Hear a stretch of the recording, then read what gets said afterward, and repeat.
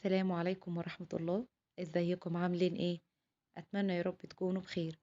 فيديو النهاردة هيكون التشيكن ستريبس او الفراخ المقرمشة بالشكل والجمال اللي انتوا شايفينه ده. اللهم بارك، الطعم بجد رهيب حرفيا. يلا بينا، قبل ما تشوفوا الفيديو ما تنسوش تعملوا لايكات كتير، كمان اذا انتوا جداد اعملوا اشتراك او سبسكرايب. اول حاجة في مقاديرنا عندي نص كيلو من التشيكن ستريبس او الفراخ المتقطعة شرايح رفيعة بالشكل ده. يعني هتجيبي نص كيلو من صدور الدجاج وتقطعيه لشرايح رفيعة بنفس السمك ده. حاولي تكون الشرايح بنفس الحجم، ما تكونش تخينة قوي علشان تستوي معاكي بسرعة. نيجي للبهارات بتاعتنا والتوابل اللي هنستخدمها.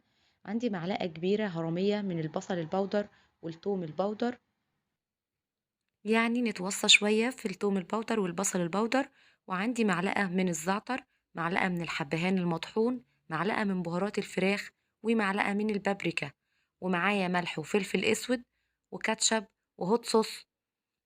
ممكن تستغني عن الهوت صوص بس ما بيبانش معاكي وما بيكونش سبايسي قوي، وبيكون طعمه في منتهى الجمال والروعة.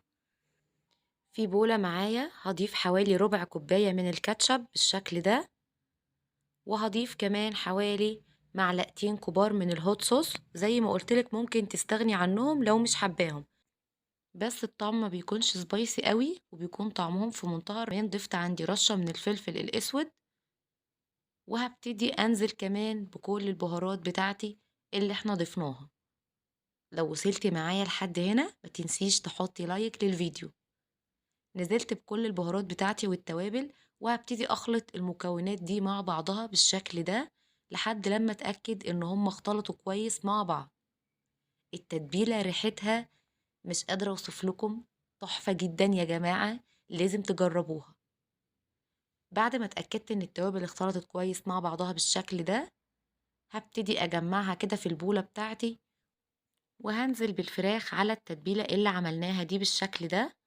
تقدري تتبليها من قبليها بيوم او تتبليها من ساعتين لست ساعات زي ما انتي عايزة. بس كل ما بنسيب الفراخ في التتبيلة وقت اكتر، كل ما بتشرب من التتبيلة وبيكون طعمها حلو جدا. تمام كده. هغطيها بالاسترتش راب وهدخلها التلاجة عندي، وهسيبها حوالي 4 ساعات ل5 ساعات.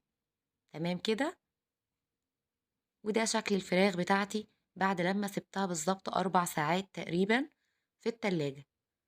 هجيب عندي بولة وهضيف فيها كوباية من الدقيق ونص كوباية من النشا، وده هيكون الخليط بتاعنا اللي هنغطي بيه الفراخ بتاعتنا. هستخدم نفس التوابل اللي استخدمتها في التتبيلة، اللي هي معلقة كبيرة من الثوم البودر، معلقة من البصل البودر، معلقة صغيرة من الحبهان المطحون، معلقة من بهارات الفراخ، ومعلقة من البابريكا، وطبعا ملح وفلفل اسود. هقلب الخليط ده كله مع بعضه بالشكل ده. زي ما قلت لكم، ده خليط التغطية. بالنسبة للنشا فبيخلي الفراخ بتاعتك فيها قرمشة رهيبة حرفيا، وبتكون مستوية وبيضة جدا من جوه. هبتدي اقسم الخليط بتاعي كده نصين، كل نص في بولة بالشكل ده. هسيب نص على جنب، والنص التاني هبتدي اضيف ليه كمية من المية تدريجيا بالشكل ده. عايزة الخليط السائل بتاعي ده يكون شبه البانكيك، يعني مش تقيل قوي ومش خفيف قوي. القوام اللي هتشوفوه معايا ده زي ما قلت لكم شبه خليط البانكيك بالظبط. اتاكد ان دوبت الخليط ده كويس ومفيش فيه اي تكتلات، وهو ده شكل القوام بتاعي اللي انا عايزاه. تمام كده. هجيب بقى عندي الفراخ بتاعتي وهبتدي انزل بيها في الخليط السايل بالشكل ده، وهاخدها عندي على الدقيق، وابتدي اغطيها كويس جدا بالدقيق، واضغط قطع الفراخ بتاعتي او قطع الستريبس في الدقيق كويس بالشكل ده، وانفضها كده علشان تديني معايا التعريجات اللي بتديني القرمشة اللي انتوا شفتوها معايا في اول الفيديو. عايزة اقول لكم هتبطلوا تاكلوا تشيكن ستريبس من بره، لان بجد الطريقة تحفة جدا وبسيطة وسهلة وما بتاخدش منك اي وقت. في دقايق هتكوني محضراها. زي ما قلت لكم بغطيها بالدقيق بالشكل ده وبنفضها عشان انزل اي كمية دقيق زيادة، وكمان تديني شكل التعريجات اللي بتعمل معايا القرمشة اللي شفتوها في الستريبس بتاعي في الأول. لازم تجربوا الوصفة وتقولوا لي رأيكم. شايفين بقى شكلها بجد في منتهى الجمال والروعة. هكمل كل الكمية بتاعتي بنفس الطريقة. خدي بالك لو الدقيق بتاعك عمل منك تكتلات كده هتبدأي تفركيها بإيدك وهتكملي عادي، وهتديكي برضو نتيجة حلوة جدا. هكمل باقي الكمية وهدخلها التلاجة نص ساعة على بال ما نجهز الرز الريزو بتاعنا. هنعمل الرز اللي بيقدموه في كنتاكي وهو الريزو بطريقة سهلة جدا وطعمه بجد رهيب حرفيا. في حلة عندي على النار ضفت معلقة من السمنة ومعاها معلقتين من الزيت. أول ما يسخنوا هبتدي أنزل عليهم بالتوابل بتاعتي. التوابل هتكون معلقة من البابريكا، معلقة من الكاري والكركم، معلقة من التوم البودر والبصل البودر، وملح وفلفل اسود ومكعب مرق. تمام كده. هضيف كل البهارات بتاعتي ما عدا مكعب المرق وهقول لكم هنحطه امتى دلوقتي. هبتدي اشوح البهارات بتاعتي مع السمنة والزيت بالشكل ده. اول لما اشم ريحتهم هبتدي انزل عليهم بالرز بتاعي المغسول. يا دوب بس البهارات بتاعتي تاخد تشويحة بالشكل ده والريحة بتاعتها تطلع معايا. نزلت بكمية الرز. طبعا كمية الرز على حسب أفراد أسرتك. ده رز مصري عادي مغسول ومش منقوع. هشوح الرز بتاعي مع التوابل بالشكل ده. يدوب بس ياخد معايا تحميصة خفيفة كده. وهبتدي أنزل عليه ببصلة متقطعة صغير بالشكل ده. هقلب البصلاية مع الرز والتوابل يدوب بس تدبل، أنا مش عايزاها تاخد معايا أي لون. هديها تقليبتين بالشكل ده. في المرحلة دي هنزل عليها بمعلقة من العسل الأسود.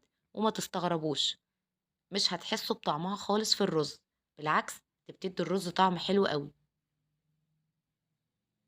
قلبتهم مع بعض بالشكل ده ونزلت عليهم بمعلقة من الصويا صوص. برضو بتديني طعم رهيب حرفيا للرز يا جماعة. الريحة في منتهى الجمال والروعة.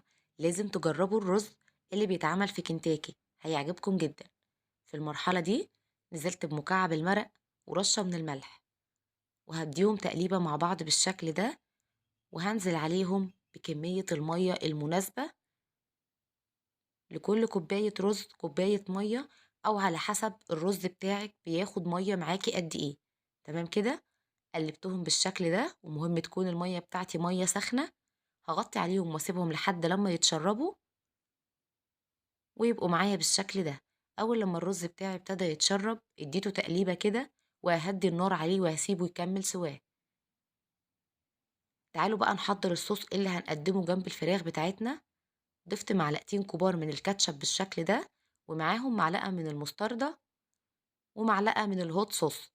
برضو لو مش حابة تضيفيها براحتك خالص. الصوص ده من أسهل الصوصات اللي ممكن تعملوها. ممكن تقدموها مع كاتشب بس أو كولوسلو زي ما انتوا حابين. كمان ضفت معلقة من العسل الأسود وهقلبهم مع بعض. زي ما قلت لكم صوص سهل جدا وبسيط، وفي دقايق هتحضروه، وطعمه في منتهى الروعة والجمال. تمام كده. ده لونه اللهم بارك، ريحته تحفة جدا. في زيت عندي على النار هبتدي انزل بقطع الستريبس بتاعتي علشان احمرها بالشكل ده. النار بتاعتك تكون وسط، ما تكونش عالية قوي. وما تمليش الطاسة بتاعتك بقطع الستريبس علشان تاخد راحتها وتستوي معاكي وتطلع معاكي مظبوطة ومقرمشة جدا. وكمان الكفر بتاعنا ما يفكش معانا، ما بتاخدش معاكي اي وقت. ببتدي اقلبها كده على الجنب التاني عشان تاخد معايا لون ذهبي وجميل. والنشا زي ما قلت لكم يا جماعة بيخلي الفراخ مقربشة جدا وبيضة وهشة من جوه وطعمها رهيب حرفيا. جربوها ومتأكدة هتعجبكم جدا. قلبتها في الزيت بالشكل ده. زي ما قلت لكم ما بتاخدش اي وقت وبتكون جاهزة معانا. هخرجها بالشكل ده. ملحوظة مهمة، ما تخرجيش الفراخ بتاعتك على مناديل مطبخ علشان ما تطراش معاكي. اللهم بارك، تحفة جدا. أحلى وأنضف بكتير من اللي بتاكلوها في أفخم المحلات والمطاعم. أولادك هيحبوها جدا وهيطلبوها منك على طول. هنزل بكمية تانية من الستريبس وهحمر باقي الكمية كلها بنفس الطريقة. اللهم بارك. وده كان الشكل النهائي للفراخ بتاعتنا. أنا هنا في مقطع اتحذف مني، بعتذر طبعا. كنت بوريكم شكل الفراخ بس مش عارفة ازاي والله اتحذف مني. طعمها بجد يا جماعة رهيب حرفيًا، والرز كمان مفلفل ومستوي سِوَى مضبوط، وطعمه بجد تحفة جدًا. شايفين بقى الجمال؟ بتتبيلة بسيطة وشوية حاجات موجودين في المطبخ، عملنا أنجح وصفة الchicken strips، أحلى وأنضف بكتير من أفخم المطاعم. جربوها ومتأكدة هتعجبكم جدًا. وبكده يكون الفيديو خلص وتكون وصفتنا خلصت. أشوفكم في فيديو جديد ووصفة جديدة. أستودعكم الله والسلام عليكم.